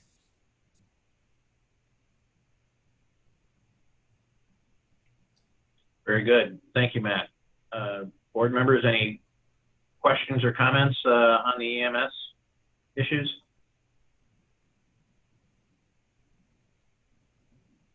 I don't see any because in comparison to stormwater, this one is blessedly simple. Well said. And I will be guided. I will be guided by city staff. Or given that this one is fairly straightforward, are you looking for a recommendation from the board this evening? This one we have enough info. I think it would be pretty straightforward if my fellow board members are ready to take a vote on it. Be wonderful to have your blessing. All right. Hearing that, is there a motion by any of the board members to recommend approval of the 1.78% recommended increase in EMS rates? I move for approval. I heard Member Porknight move. Is there a second? I'll second that. Steve seconds. Thank you, Steve. Is there any other discussion? Hearing none, I'll call for a vote. I'm just going to call for people in the order that they appear on my screen. George? Affirmative. Will? Aye. Tom? Aye. Stephen? Aye. Steve? Aye. And Brian? Brian, you're muted. Aye. Sorry, I'm in my car.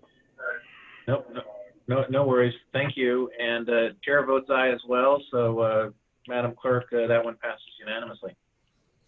Thank you, Mr. Chair. May I ask the last name of the Stephen that seconded the motion, please? Stephen Majewski. That's how I'm going to tell people apart. It's Stephen and Steve. No, I thought Steve Milton seconded it. Correct. Oh, very good. Thank you. But I am going to use that device, guys. All right. I think that then concludes the discussion of stormwater, which we will revisit at our next board meeting, as well as the EMS, which we have gotten resolved. Move on to the next item of business, unless there's anything else on stormwater and EMS. Hearing not. The construction in progress report. We look forward to this. More time here.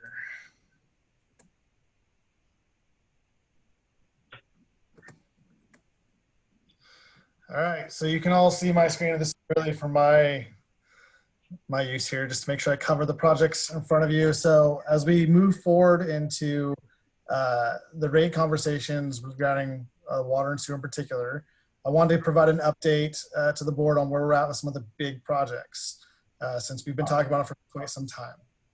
And also give an opportunity for the new utility board members to get up to speed. So our SCADA system is our supervisory control and data acquisition system.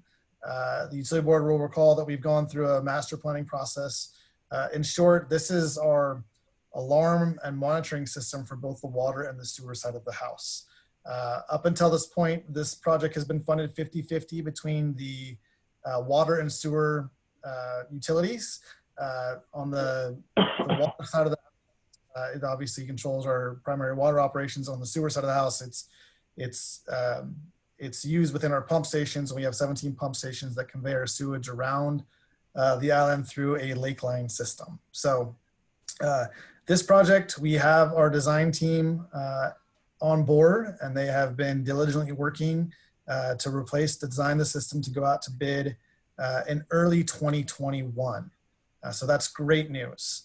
I will tell you a key piece of information to know is that Jason, I'm sorry, can you back up? Jason? Yes. Can you back up for that? I'm sorry, which one of those was going out to bid in 2021? The SCADA system. Thank you.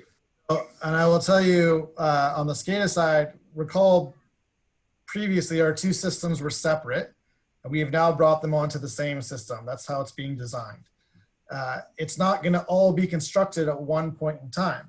What's going to happen is we're going to go out to bid for the water side of the house in January we're anticipating going out to bid in January of 2021. The water side of the house is a more straightforward project. On the sewer side of the house, you heard me talk about those pump stations. You heard me talk about pump station 11 earlier with the King County Sewer Project. A number of our pump stations are nearing the end of their useful life. They were built in probably circa 1960. And so there's some additional analysis that has to be done at those pump stations to make sure that they meet current code requirements when we upgrade that system within those pump stations. In particular, we have to do a ventilation study that's being done at this point in time. That work will feed into the sewer side replacement because we have to understand whether or not we can fit our upgrade within our existing framework of the facilities, or not we're going to have to look at a different type of upgrade at a specific pump station. Not all 17 pump stations are constructed alike. So we have to look at each station individually, determine what the system replacement will be. So sewer is likely going to go at a later point in time, likely in 2022, which is okay. So the design is being completed now. Water will likely happen in early 2021 and sewer will happen in 2022 as some of these other pieces to the pump stations come into play. Alan, if you're there, is there anything else you want to add to the SCADA system project that I missed at a high level? Sorry, I get my video. No, I think you pretty much covered it all, Jason. Okay. Sorry, let me go back. Sorry, my screen is in front, so I gotta look at my list. Okay, so I'll move on to the meter replacement project. Again, this is a For the utility boards, just a reminder, more than 60% of our existing water meters are beyond the 15-year lifespan. Anytime you get a water meter beyond 15 years, its ability to register accurately quickly diminishes, which tends to drive your unaccounted water numbers up. So essentially we're paying for water as a city through our wholesaler, but not receiving that same dollar amount from our customers on the back end. We don't have a current meter standard that we've used throughout the entire system. So we have a hodgepodge of different meters. Another big piece of the meter replacement project is the use of technology as we start to go to a smart utility platform. You heard me talk earlier about one of the issues we had on the stormwater side. On the water side, we've also had some challenges where we've had meters run for a period of time that weren't reported to us. They didn't show up, and that saturation of the hillside because of the topography of the island actually caused some small landslides. And so this is going to a meter replacement program where we standardize our meters, improve our technology so that we can add some of that leak detection, both on the customer side and on the city side, will help us more closely evaluate and monitor our system. We went through an RFP process on the meter replacement project last year. This project was being led by Brian McDaniel before he left. He was leading this project, carrying the load, and then he departed obviously in the middle of it. So through that RFP process, we did identify a preferred vendor. We are working on a contract with that preferred vendor. We expect that we will pick up those conversations. COVID threw a definite wrench into that process, but we anticipate picking up that conversation the later part of this year and moving into construction next year for the meter replacements. I will also say COVID not only threw a wrench into sort of our contract negotiations with the preferred vendor, but with the COVID environment, we're also not shutting off water to homes. We're really trying not to do that because hand washing is so important to this pandemic. So all things considered, it's been okay that meter replacement project has slid out a little bit, but this is definitely a project that is going to require some manpower to get off the ground next year, both from the capital side and from the operational side. Moving on to the booster chlorination station, new members to the board in 2014, I'm sure you all remember this so vividly, the city went through a 2.5-week boil water advisory, and the Department of Health and an engineering team came in and provided some pretty key recommendations that the city had to actually implement as part of our action plan to come into compliance and get our system up to snuff per se. As part of that process, one of the key recommendations was to design a booster chlorination station and continue to evaluate whether or not the city needs to implement it. The city, just for everyone's edification, the city purchases water from Seattle Public Utilities. It comes across the East Channel Bridge and onto the island. We have part of our distribution system that is fed directly off that main distribution line. We have two 2 million gallon reservoir tanks up at Rotary Park, and that water goes into the tanks and then gets spread across the rest of the island. What I'm telling you is that part of the community is fed directly off that distribution line. So if we want to do a booster chlorination station where you add product into the water to bring your residual chlorine levels up, you can't just put it at the tank to distribute to the entire island. So in case of an emergency, if we have to add chlorine into our system, you can't just go put chlorine into the tanks and it'll filter out to the entire community.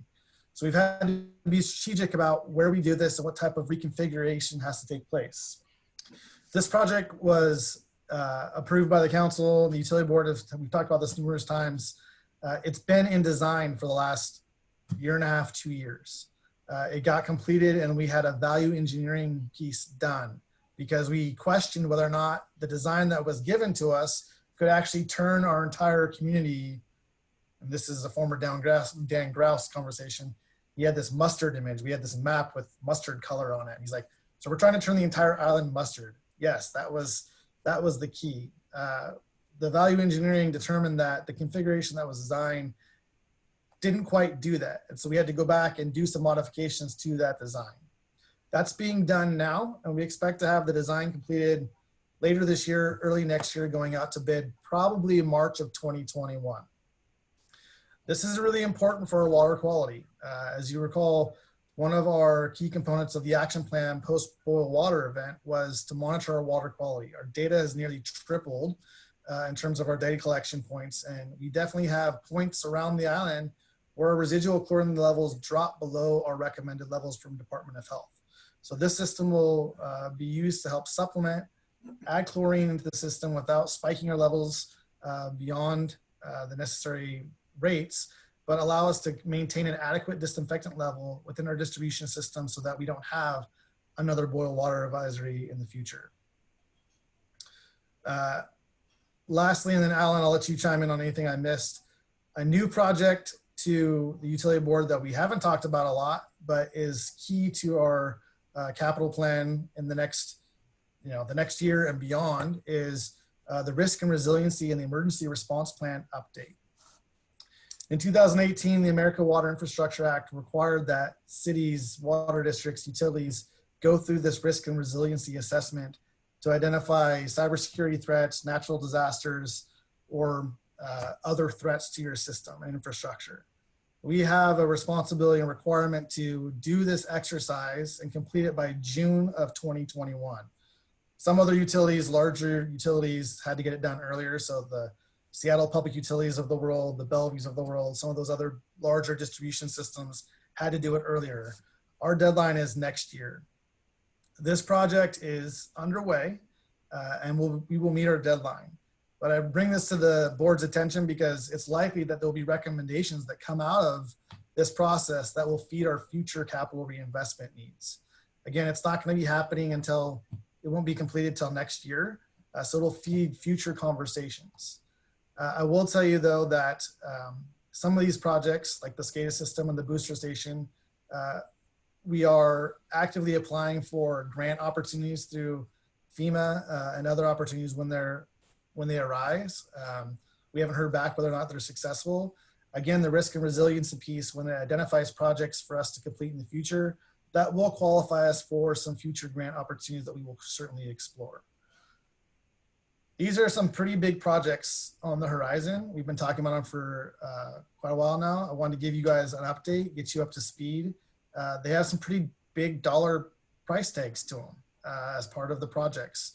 They are really important to our evaluation of risk as a utility and as a city.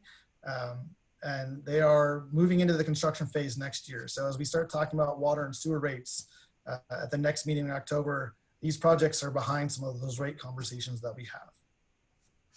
And with that, I will stop sharing and ask for any questions. And Alan, if you have anything else to add, or if I missed anything, please chime in.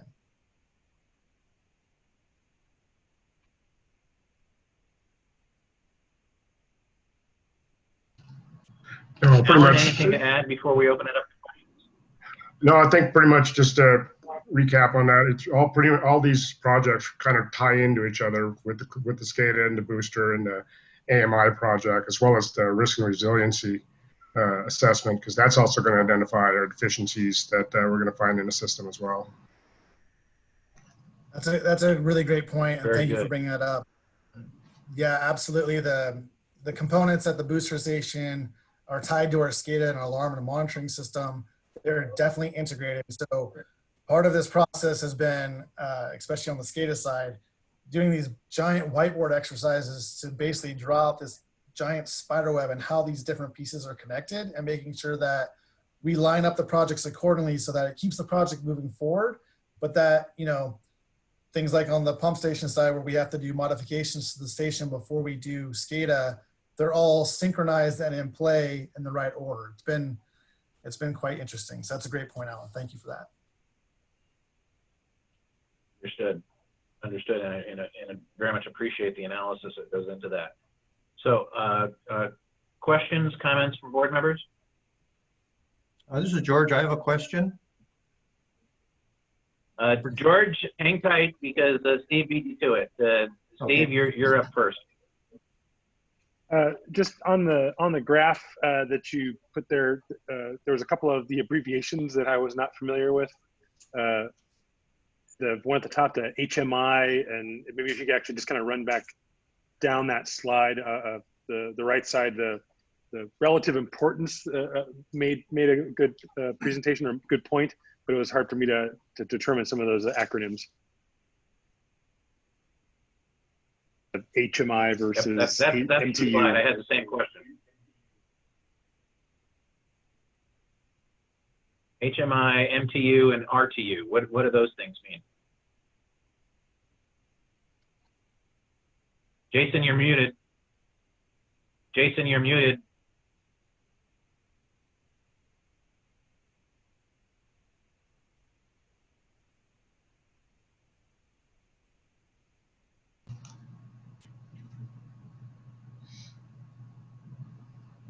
Jason, you're still muted. Sorry, I had to find my picture again. It's at the very, is it the... Alan, I'm going to actually let you talk about the acronyms because you can speak to them a lot more clearly than I can. But recall, this is the picture. This was the analysis that was done as part of the SCADA master plan, where it was evaluating it was basically a risk assessment, identifying both on the water and the sewer side, the different components of the SCADA system and where we were at risk and what we needed to tackle. I've used this analogy in the past. There were elements, our system was so outdated. There were elements in our sewer system that we could not purchase from the wholesaler. We were actually having to purchase them off of eBay. And then on the water system side, our system was so outdated that we actually had to use a Spanish keyboard to operate our system. And I say that and we all cringe, but we've come a long ways from then. But that was where we were when I took over in 2015. And so we went through this master planning process, and this is an image, but Alan, I'm going to let you go ahead and define the elements for the HMI, MTU, and different elements here. Yeah, I knew you were going to ask me the different acronyms on that. So the HMI is pretty much the human interface. So that's your main body there. It comes down to the controls, the main controls of the system, where it comes down. Then you have your MTUs. That's a different type of control. So you have your main body control for your HMI head ends computers, and then you'll have your remote access control, which is like your RTUs for your remote sites there. Then the MTUs kind of works in with the HMI system. So these three phases, you have your main body, which is your controller itself, which is your programming and so forth. And then you have your master switch or system at the head end that's controlled by your HMI. And then you have your RTUs that are at the remote sites that gets information back and forth through the MTU that's for control for your HMI. Okay, I understand. For clarity, next time you go ahead and mention that the graphic is more of an analysis, but that the individual elements are not relevant to the discussion. I'm happy to share the master plan document with you again if you want some casual reading to do. I think we discussed it with the utility board circa 2017. Okay, George, you had a question. Yeah, just a minor detail. Will the meter reads with these new meters, are they going to be fed into the SCADA system on a real-time basis? I can answer that. No, the meter reads will be a separate, it'll be a separate entity. The only thing that will probably tie into this meter or the SCADA system that we can get from the AMI is we'll be able to put pressure sensors on our pressure reducing valves, and that will be able to get information through the SCADA system. But as far as the meter system itself, the AMI system, that's a separate platform. I'll just piggyback off that a little bit. So again, coming out of the boil water advisory in 2014, one of the concerns at the time was a pressure loss within the system. So by being able to get that real-time information on pressure loss, that allows our teams to respond and more quickly and adequately. Thank Plus, I think to add to that, I saw you there's- had a question. Oh, sorry. Alan, please help. Yeah. I think also to add to that, not only do we have the ability to identify the pressure loss, we also have the ability to see the water running backwards through the meters. And so that we have kind of two little tattletales there to let us know what's going on in the system. Great. Very helpful. Tom, did I see that you were indicating you had a question? Yeah, we probably talked about this back when we met last year sometime, but on the meter replacement, that's 100% replacement to convert to AMI, correct? And what's the timing that we're planning on having the 100% turnover? Good question. So timing is still to be determined. So I think what we know, I can tell you what we know, and that's when we went through the proposal process. Each of the firms that propose could say they could do this project, the size of our organization, they could do it fairly quickly. So what's proposed in the budget or has been proposed is doing over a 2-year span. That's a conversation that we need to have with the utility board in terms of what's realistic for our community in terms of, do we go in, there's a different price point for each, right? If you go in and do it in a short 3 to 6 month window, you might see some savings on the installation costs versus spreading it out, of course, for 2 years. That's part of the process that we need to evaluate and part of the work that we need to do in preparation to bring this back to the utility board. Right now, it's still spread across 2 years, but definitely the preferred vendor says they can do it in a much shorter time frame if that's what the city so chooses. Very good. And hey, Jason, quick question. So as a result of that meter project, is it going to more accurately bill for water and there be some revenue impacts, like to the benefit of the city? Yes. Okay. That's good. That's a huge plus for the city. Yeah. Okay. Yeah. All right. Now, I will tell you that we also recognize, though, that can be a little bit of a sticker shock for the customer, right? And So it's kind of getting that, yeah. Alan has this great experience from his time at the city of Auburn, where they actually went through, I believe, Alan, you went through a SCADA system upgrade as well as a meter replacement project. So he brings a wealth of knowledge to both these projects to us. And he will tell you that we definitely had customers call after they replaced their meter going, why is my bill so high? And it's because the consumption changed and it's more accurate. So that'll be part of our message we have to do. Got it. Okay. Well, talking about sticker shock, if no one minds, let me ask a question. We're talking about some fairly substantial capital projects over the next couple of years.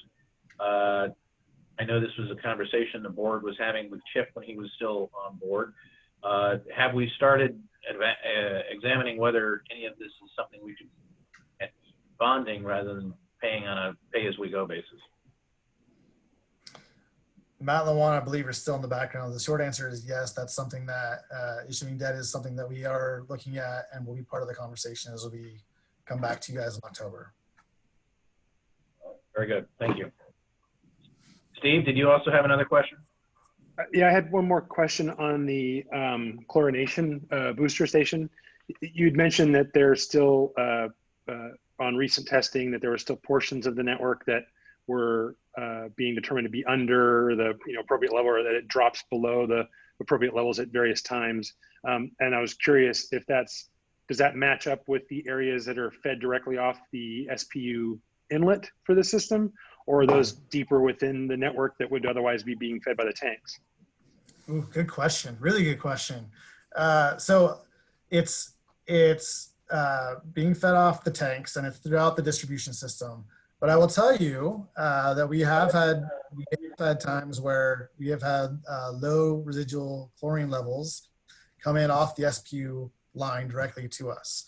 One of the things that we did post-boil water advisory was to get basically an alarm or monitoring station installed at right near the boat launch, essentially, for us to notify us if we have low residual chlorine that comes in, or poor water chlorine levels that come onto the island. And so once that happens, we get notified and we reach out to SPU and figure out what the heck's going on. So that has happened from time to time.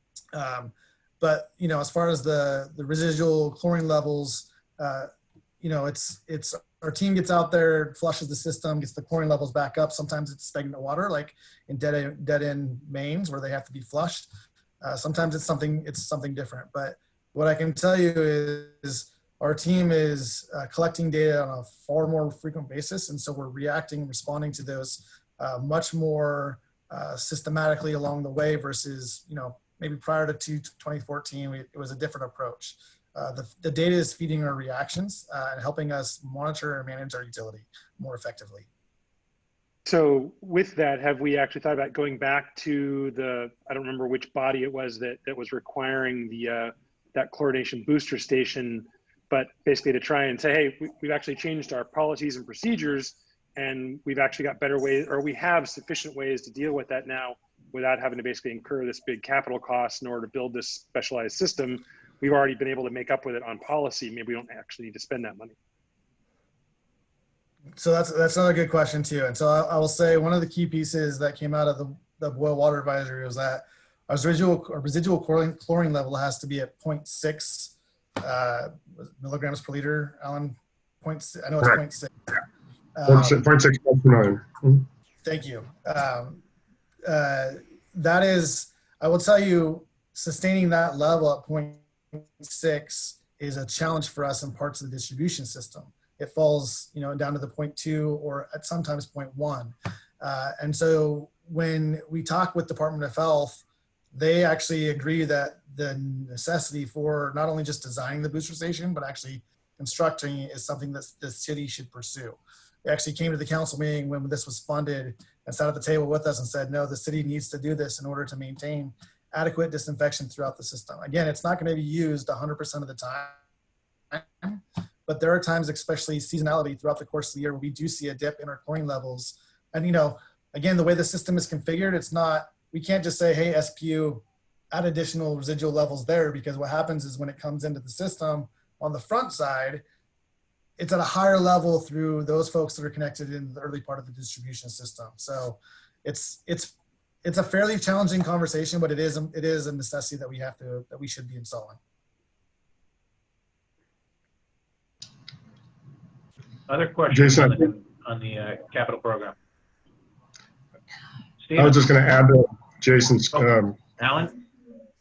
Yeah, I just going to add to Alan. that. So that booster chlorination station, you know, like Jason's saying, there's different times of the years and different demands. So by having this will allow us to kind of compensate for where those areas are. Because right now, when we do get low chlorines, we're actually getting information from SPU that they're sampling, and they've notified us that it's a low chlorine issue, and that's where my team goes out and responds.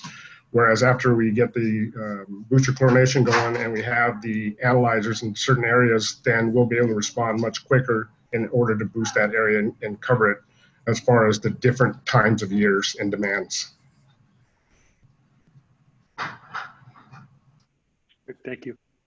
Stephen, did you have a question? Yeah, I do have a question, and this is for Alan. So, Alan, how fine is the line between having the minimum necessary chlorine to maintain effectiveness and having so much that people start to complain about it?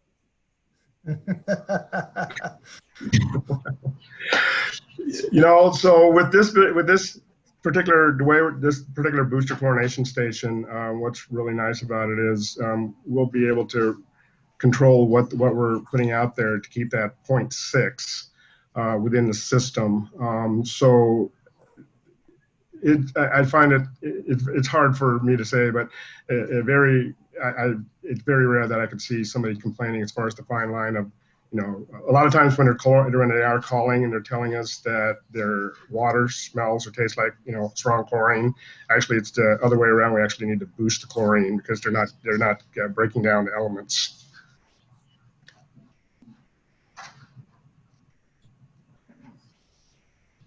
Thank you. Are there other questions on the construction plan? I don't mean to call things to a halt prematurely, but it is 7 o'clock and I want to be conscious of everyone's time. So are there other questions on the construction plan?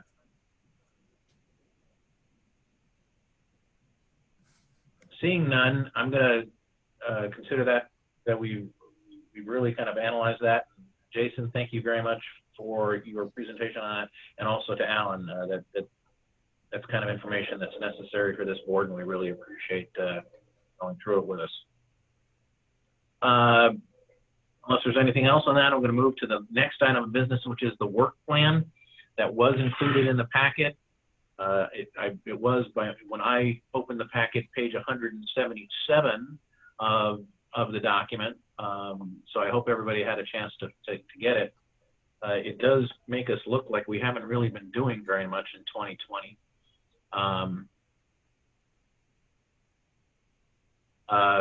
But on a going forward basis, I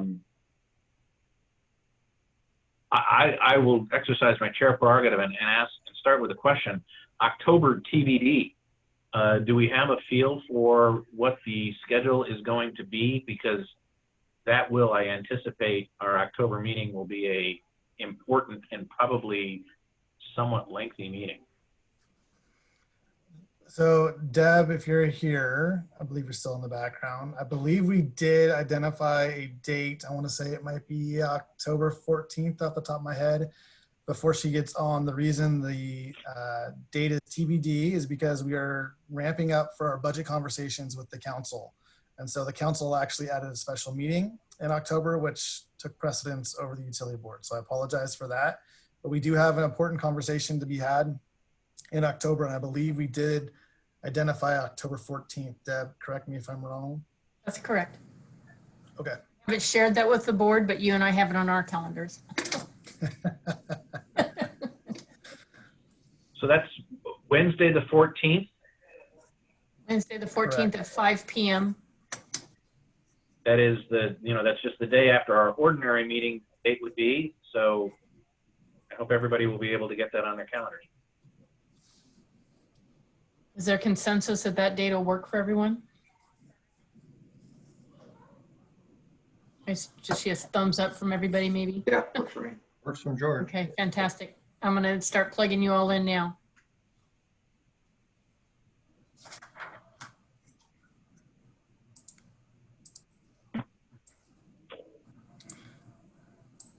And then as we look ahead to November, we will be into a full year of implementation for the solid waste contract.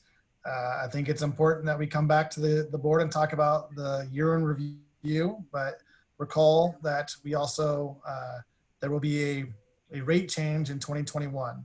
Recall that the solid waste contract includes a commodity adjustment mechanism as part of the recycling program. So we actually have Recology come back to us in November and provide an update on the recycling commodity value, and then the CPI component to the rate. So again, no rate increase on the solid waste side until January of 2021, but I think it's important for Recology to come back, do a check-in with the board, talk about how it went in the first year, and then talk about the commodity adjustment mechanism.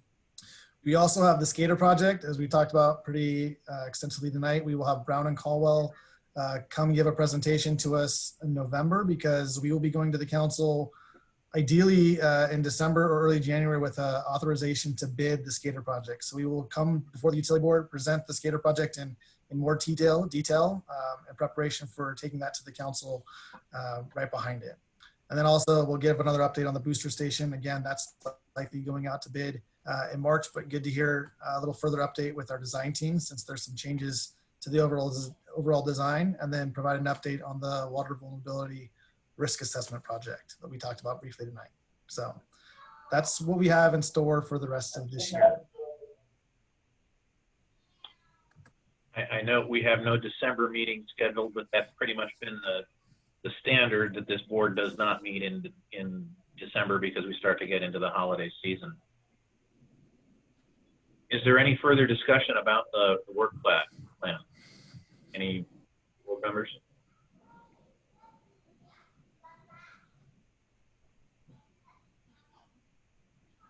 All right. I think that is the last item of business on the agenda. Is there anything else, new business that the board needs to discuss? If not, our next meeting will be October 14.